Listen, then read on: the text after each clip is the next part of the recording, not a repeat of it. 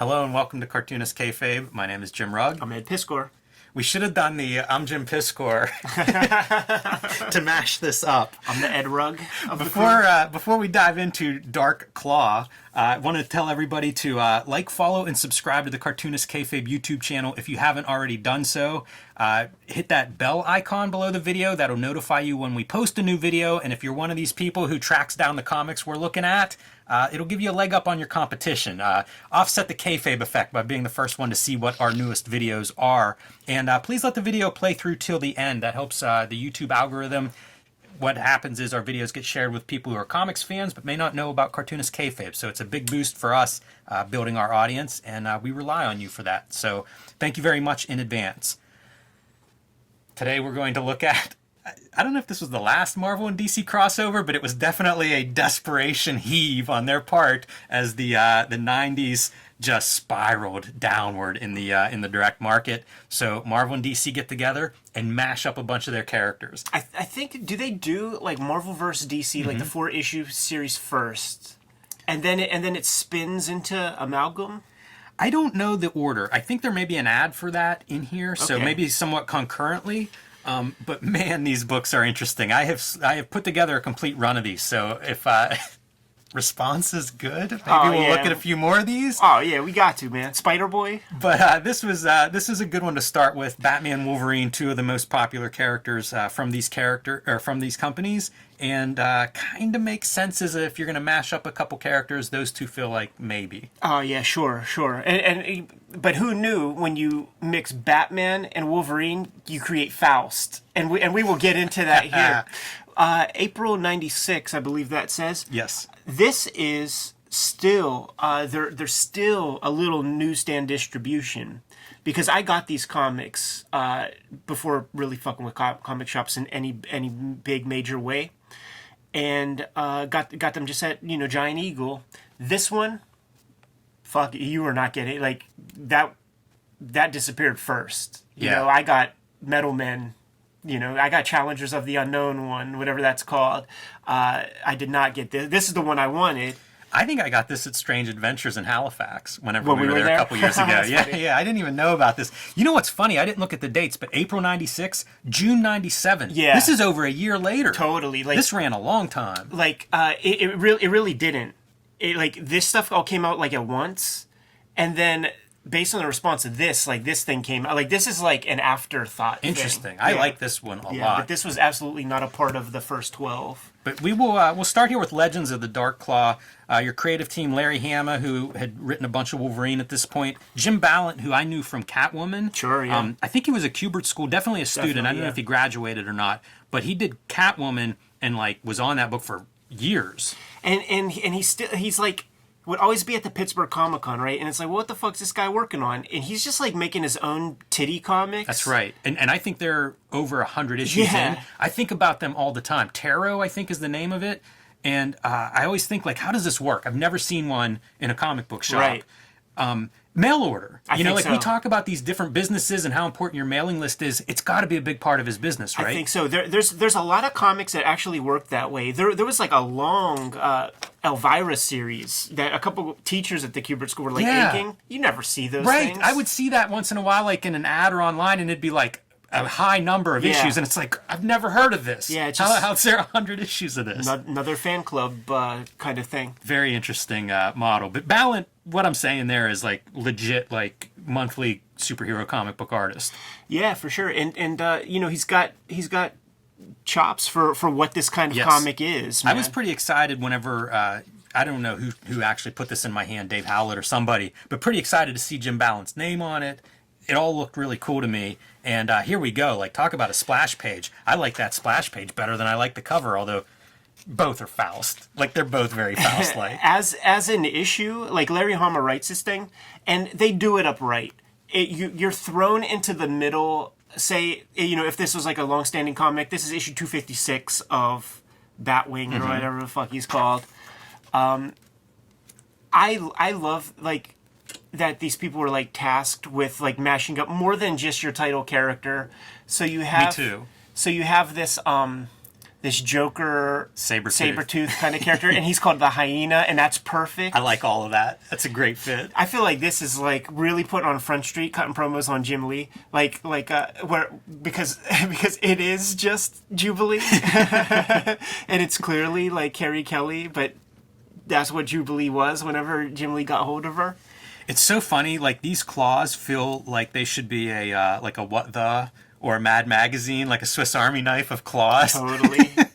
It's none of the designs work well in my opinion of any of these crossovers. And how could they? You're taking like so much stuff and trying to get it together for one issue. Like it takes an artist a while usually to figure out to get the grasp of a character, and you're just not getting it. So it's like I think madness what these mashups are. I love it, and I actually do think some of them are real good. Like I do think that Spider Boy is like a great costume. Like I love it with the hair showing and like a leather jacket. Like that shit was kind of cool. I give these dudes props for just the imagination that went into it, because it's thankless. Like It is. None of it's going to be perfect. And I don't think they had much time to develop them. No, you know how that shit goes, man. Like they talk big talk, and then when it's time to get down, like they want to get busy. The claws always make me laugh. Yeah, like, those they're are just, so ridiculous. because it's like part batarang or something. Right. Yeah, it just feels like there's like it's so busy. It's also kind of perfect for a 90s comic, because I feel like that's what the 90s comics, the popular 90s style was. And just it just excess. Like I guess maybe they just stay out. We got to pay attention to that, because that can't come back into a wrist. And also, I wouldn't mind seeing Kelly Jones do Dark Claw. I'd like to see an issue of that. Yeah, it is interesting that Jim Balent was the guy chosen, because he's just known for drawing like titty chicks and stuff. And whenever you get into like now we have equipment, it showed Helicarrier, I suppose, but like there's no Wolverine equipment that you can mash up with the all the bat stuff. Yeah. And Jubilee's still basically the same character. I think they really dropped the ball with this, because they made it Carol Danvers, and it should have been Psylocke. Like make the Psylocke outfit. Is who you should have done. Yeah. Yeah, I was looking at it, and it's almost like Huntress. It's almost like DC on DC mashups or something. Totally. And you just made her blonde and call her Carol Danvers. Like that's pretty weak. Yeah. But this is like Logan could have been any other job. He could have had any other job that like creates his wealth. But he's a fine artist, just like Jasper Johns, man. Yes, you're right. It's Faust. Totally. Except for this one, which is Frank Cho's signature on this painting. And I would also look at a Dark Claw comic by Frank Cho, by the way. I would look at one by Tim Vigil. That's for sure. Mark Teixeira. There's a bunch of artists. I guess I'm on board for Dark Claw. I have to point out this ad. I have both of these books. These were hardcover collections of Golden Age Kirby Simon comics, Fighting American and Boys Ranch. And I don't know. It's kind of bizarre. I think they had to license these from Joe Simon, I believe, to produce these. And Marvel, I believe, is who publishes them. Is that true? Like, I didn't know that they were really Marvel. Yeah, it's definitely put out by Marvel Comics, and you can see like the logo there on there, and also Comic Book Makers, Joe Simon's book about autobiography and comics history also. But that's a hell of an ad, except it's very poorly printed or produced. Sure, yeah. But you know what? It's iconic to me, because like at this time this ad would be in everything, and I do wonder if it was like an appeasement, like, oh, come on, Joe, like because Joe was pounding the pavement about Captain America right. to I feel like his dying day. Yeah. And is this largesse or something? I've never read Comic Book Makers, and I always want to, because it seems like Joe Simon was the businessman. Yeah. Out of all those Golden Age dudes not named Bob Kane, it seemed like he was the guy, like filing trademarks and doing all that stuff. But back to Logan's painting days. Yes. And his war history. Jasper Johns. They didn't edit out anything. Like whatever Bruce Wayne and Logan have, that just all goes together. Right, like it's a super bio. Even got the Weapon X project X. with the BWS characters, man. Oh man, And it's our too guys bad go- they couldn't get Vigil to draw this. Check out how that's like heart shaped. Yeah. As we're telling this story. Oh, I just realized it's that mask and stuff. That's so corny. But also in line with the rest of the book, how they just add stuff to it. Hyena. He's got a henna tattoo. I like they're looking at each other like through the glass. Mean mugging. What is this mask? It's craziness. Yeah, see, it's a metal character. Like Jim Balent is too kind of slick for like this design. Like it should be like a like someone from the Wrights in school who's fucking with that, man. Because it's goth, you know. You know what? He calls her Huntress here. Is that her name? Like, did they not even come up with some mashup name? Yeah, for her? She's Huntress Carol Danvers. Ooh, that's a mouthful. I like they go downstairs. They just like fly down the elevator shaft to, I guess, their version of the Batcave, and it's like his parents' picture. Yeah, and of course it's Jim Balent, so he has to put rock nips on her. like a family room is the version of the Batcave here. Yeah, and it's like a sexy pic of your mom with hard nipples, like the Farrah Fawcett poster from the 70s. Like, this is very funny as Jubilee in the Robin costume. it's just a yellow cape on her jam. Sparrow. Yes, Sparrow. Like, what is this even supposed to be? Oh, see, it's a clue. Like, it's a riddle. Like, see, now we're mashing up Batman 66 with Wolverine and Batman. But is this a computer screen? Just weird. Super weird. And you could tell, like, Jim Balent is like, I just don't want to draw regular guys in suits. And, like, the 90s were plagued with this, where, like, you can easily tell the stuff that, like, the artists of the day, the things that they did not want to draw, that they did not give a fuck about. And I think we're looking at one of them right here. But this is pretty good. He sells me on the motion of that stuff. Yeah, it's not bad. It's a really skinny wing for that airplane. But this feels like the last days of your morgue files. Yeah. Man, the ads in here are so weird. Like, it's early days of digital is what you're seeing. You know, like these digital layouts, and they're kind of all over the place. It's really wild. Also, early days of your digital color, where like things are just drab. Here's the so much gray. Here's the thing too, like, because he has the Wolverine healing factor, he could just get shot with Uzis all day, and it stings, but he's gonna be all right. Look at that little bomb. Yeah, hyena hiding in the airplane bathroom because so much room in there. Or I guess coming through the airplane bathroom floor. Shades of Commando. It's all over the place. Bill Clinton cameo.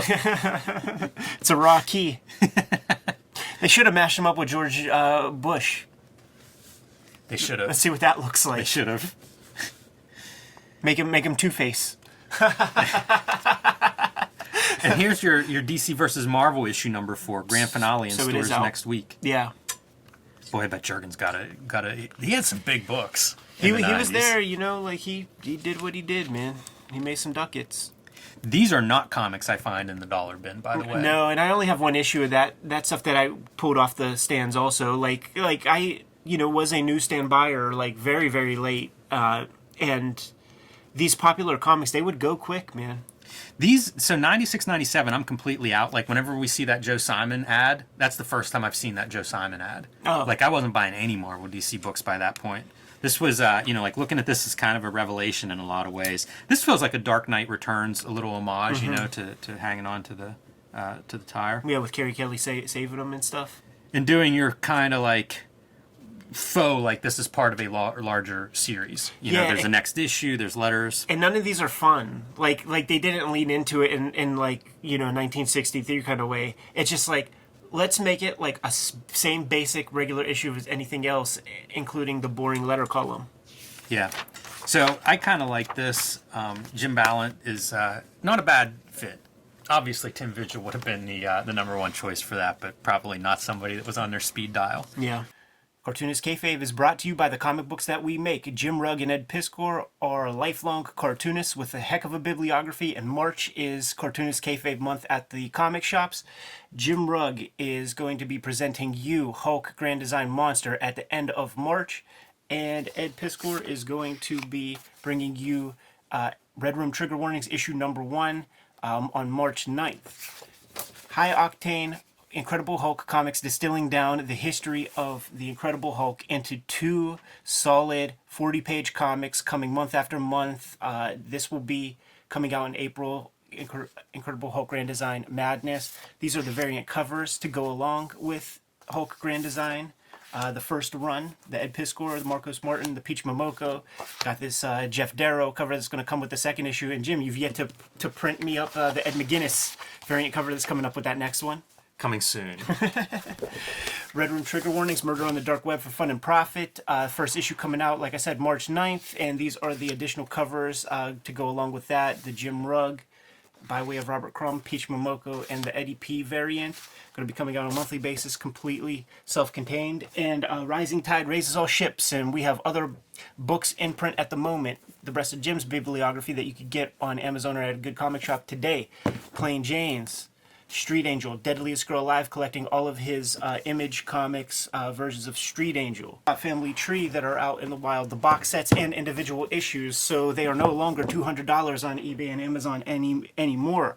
WYSIWYG, still in print. Portrait of a Serial Hacker, get your hands on that. And the Grand Design that started them all.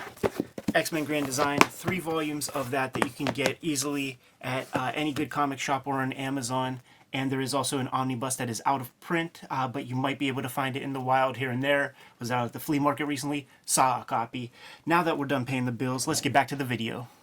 So Dark Claw Adventures pops up over a year later by popular demand? Yeah, this might be the, like the Dark Claw character was the breakout character, no doubt. And then this might be the final, team up between those companies, because this did come like way later.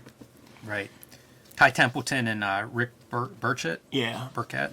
Yeah, who was the artist on like the Batman Adventures strip after Paroback, passed away and stuff. And Ty Templeton, like, he gets all props in the world from me. I feel like he's very underrated as a cartoonist, and I've never met a Ty Templeton comic that I don't like. Like he's got the chops, man. Yeah. To me, this issue and this style ages really well. Mm-hmm. Like when we've gone back and looked at some of this animated style comics, like they look pretty good. It's so interesting. Like the 1990s were such a shit period. Like the middle, like late 1990s was such a shit period of just like kind of pop culture in a way, because when you look at like video games of that era, like PlayStation 1. Like polygons like that, they don't age the way Super Mario like pixels do. Mm-hmm. Like there's something about that. So like those like that Jim Balent stuff that we looked at, it's clearly from a time. This stuff exhibits good composition, like all the kind of rules of illustration and art making and storytelling in comic books that one needs. And this could come out today. Yeah, fun stuff from the get-go is he's fighting cyber ninja assassins, which allows him to cut their limbs off and stuff, because he's not killing anymore at this point. But the claws have gone back to normal, right? Like we're back to normal Wolverine claws. Because Ty Templeton ain't trucking that bullshit. See, this is what you get with a year to kind of look at this character and go, okay, these are the parts that work. These are the parts that maybe don't. Ra's Apocalypse, her father, they're mashing up as many characters as they can in this, and that's the other piece that works. It's almost like a Mad Magazine parody of itself. It is. But I think it fits. I like this panel. It's pretty good. And this is Lady Talia, mashup with Talia and Lady Deathstrike. Right. If you needed yes. the help. Love this panel, too. Good use of color there. Looks really cool. I swear this color treatment of the outfit is like a Cyberforce bad guy character. It does feel like with the that. Titties. Cyberforce, Witchblade, something in that universe. Because he's Canadian. It's so good. I didn't notice that before. But I think I know Ty Templeton from Vortex Comics, Canadian publisher. So you got to leave it to a Canadian to have that Super level of smart. thought. Yeah, this is much more personal work for him than maybe some of the other issues. Now that costume looks good, man. That's what I'm saying. Like, it's kind of figuring out this stuff. Although, to be fair, I think this looks good, and like in the money shots that we see of it, it looks pretty cool. But you can see how it translates to the animated style and retains that costume design, but gives it the animated look that we expect. Did Ty Templeton do the Flipbook Madman Mad Dog comic? I don't know if he did or not. It wouldn't surprise me if he did. It Yeah. kind of looks like that, but Yeah. couple years before this, maybe. Totally. Right at the height of that 90s. They keep referencing THX 1138. Right. I feel like that's kind of an interesting reference. I don't think anybody would do that now. Right. Yeah. But back then, maybe it's a little bit newer, or our access to it is maybe newer. It's I don't know. just nerd shit. It's just nerd shit. You got to color something. It's got to be it could be 007. It could be THX 1138. Here's your mad mashup, Ed, as we go through like the rogues gallery of everybody getting together. Harvey Osborn, the two-faced goblin. Some work better than others. Cyber Croc. I always hated this guy. Blood Crow. Like this is the dude. I mean, he looks more like the Wolverine bad guy than whoever he's. I guess Scarecrow. That's not a good villain. Like for the rogues gallery, it's like when you think about it's like Sabretooth. And, like, who else, really? But isn't that the thing? Exactly. Like, you don't have that many. I mean, like, even pulling out Cyber to put with Killer Croc is pretty good. It's Bloodstorm, was that his name? He's a vampire in, like, the first couple issues of the ongoing series, but not... He's in the Kubert issues. That's sort of how I know him. But there just isn't that kind of rogues gallery to draw from. Spiral, Harley... They're trying. Omega Beast. I do like it though, just because like it's the gimmick. It's the whole gimmick of this kind of thing, and to put it all together works for me.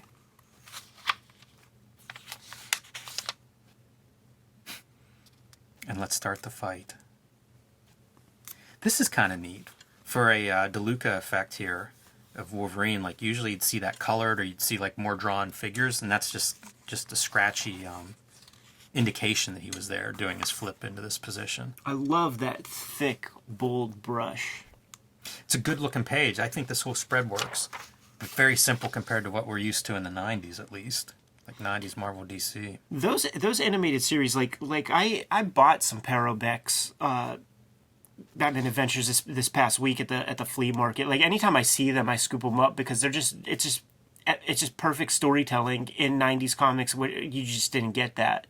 They were better Batman comics than the Denny O'Neil edited Batman comics of the regular series. Yeah. And frankly, that's criminal. That's ridiculous that it has to be that way. Yeah, they're talking about love or hate. This whole dichotomy, darkness or light, as they're like going through this fight, and it feels like that's a nod to the crossover. The mashups of these characters, the two sides of all these characters. It's pretty clever as a story. It makes sense that his Batman stories would stand out. These kind of stories, they seem thoughtful. We said that too whenever we looked at Scott McCloud's Superman issue. There's some kind of different expectations on the part of editorial or something. They're episodic. They're a complete unit. They're the classic stuff. Like, try as you may with your fucking stupid continuities and shit, but for our generation, we saw Batman 66 in syndication. So then when I go start picking up Batman comics, and Dick Grayson is like in his adult in like a blue costume, and then there's Jason Todd, you just get some sense that like this ain't the real Batman or something. Yeah. This is more of that dichotomy. It could go one of two ways. Either I would kill him, or I'd regret for the rest of my life that I had. I wouldn't kill him, or I'd regret for the rest of my life that I had. Yeah, it's kind of tight. It's I wish more of them were done this way. Yeah.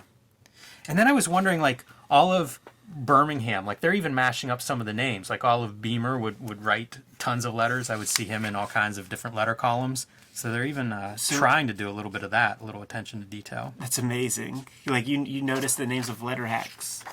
Oh, okay, so I think they did 2 volumes of this. Yeah. Because, again, a year separating these two and whatever Marvel versus DC ran for. But, like, there's a whole bunch of them that they're showing. So I think they must have done, like, 2 waves of them. I don't think so. Because it's like... Because this is definitely wave 1. This is wave 1. Because Super Soldier, I think there are 2 versions of that. All right. This even has a date over here of June 30th, 1996. So, they're definitely like a year apart. Yeah. This would have been your first wave. And, you can see like Super Soldier 1 and then Super Soldier Man of War. I see, yeah. And these are Dave Gibbons. They're even bringing back the team. Mark Waid is your writer. Dave Gibbons is your artist for both of those. So we may have to dig into this a little bit deeper.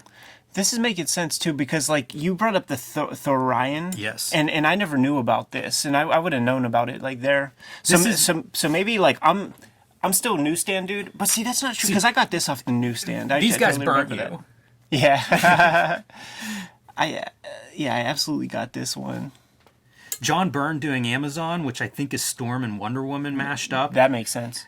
Jose Luis Garcia Lopez and Kevin Nolan on the Doctor Strange Fate. That's a good looking, for what looks good, that's a good looking team. Keith Giffen writing the Thor Ryan and John Romita Jr. This would be my next choice if we're going to look at more of these. Sure, like that's why the not? one I'm going to plug. But interesting stuff. And like I say, I don't think any of them totally work, but I think part of that is like you're really putting a lot of new stuff on the page here, and you need to give people a little bit of figure out what works on these characters. And this is a good example. Like this feels like this one works, and this is your R&D, to get to this point. Some interesting other creative teams: Iron Lantern, artist Paul Smith and Al Williamson. Wow. That sounds like a pretty good mashup. Do you have both sets of both? Yeah, I have all things? of them.